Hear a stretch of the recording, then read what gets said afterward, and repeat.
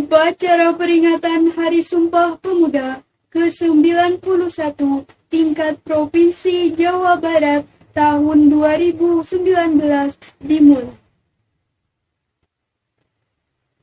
Komandan upacara memasuki lapangan upacara.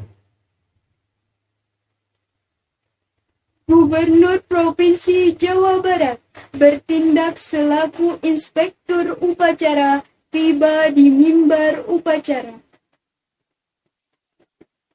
Penghormatan pasukan. Laporan komandan upacara kepada inspektur upacara. Undangan dimohon berdiri.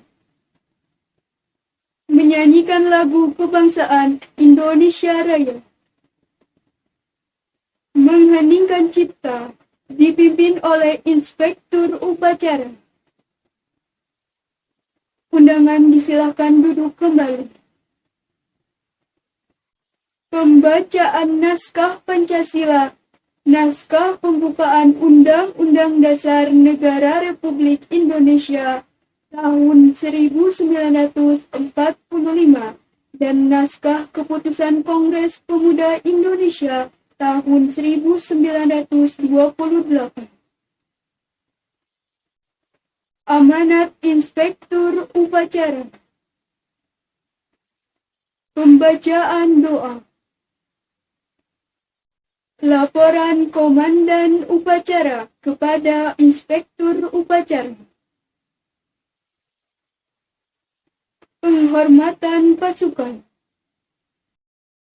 Inspektur upacara meninggalkan mimbar upacara.